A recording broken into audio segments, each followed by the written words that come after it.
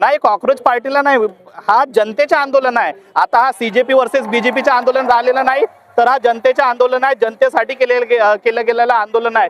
कारण की समस्त या भारतामध्ये, समस्त या महाराष्ट्रामध्ये सर्वांचे पोरं बारं शिक्षण शिकतात, सर्व नीट पेपर देतात सर्वांच्या, आणि हा पेपर एकाचा लीक नाही झाला आहे. जो बीजेपी मध्ये जो व्यक्ती काम करतो त्याच्याही पोराचा पेपर लीक झाला आहे, जो कॉक्रोच मध्ये काम करतो त्याच्याही पोराचा पेपर लीक झाला आहे.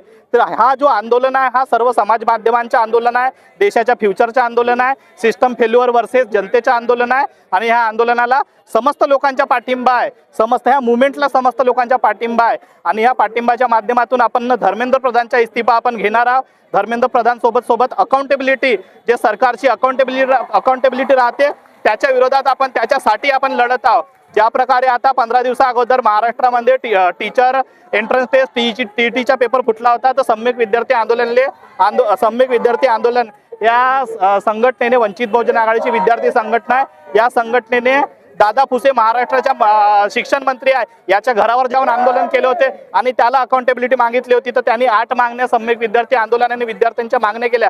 तशाच प्रकारे या भारत सरकारमध्ये, केंद्र सरकारमध्ये धर्मेंद्र प्रधान नावाचा जो किडा आहे, धर्मेंद्र प्रधान नावाचा जो शिक्षण मंत्री आहे, त्याच्या मार्फत आम्हाला या भारत देशासाठी अकाउंटेबिलिटी पाहिजे. आणि नीट पेपर हा पहिल्यांदा नाही फुटला, याच्या अगोदर पण पेपर फुटले.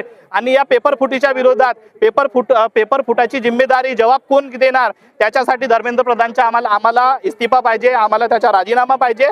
आणि या राजीनाम्यासाठी 20 तारखेला जो सोनम वांगचुकच्या समर्थनात, सर्व समस्त स्टुडंटच्या समर्थनात जो आंदोलन निघला होता, त्याच्यावर दिल्ली पोलिसांनी जो बेछूटपणे मारझोड केली, त्याच्या विरोधात 23 तारखेला उद्या 23 जुलैला महाराष्ट्र बंदची घोषणा वंचित बहुजन आघाडीचे राष्ट्रीय अध्यक्ष आणि या महाराष्ट्रातल्या सर्व संघटनांनी दिलेली आहे. तर उद्या 23 जुलैला महाराष्ट्र बंद राहणार आहे. सर्वांना आव्हान आहे, सर्व लोकांनी या गोष्टीमध्ये समर्थन द्यावा.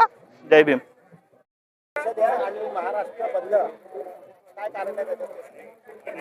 माझे नाव धम्मदीप लोखंडे आहे, मी वंचित बहुजन आघाडीचा माजी महासचिव नागपूर शहर आहे.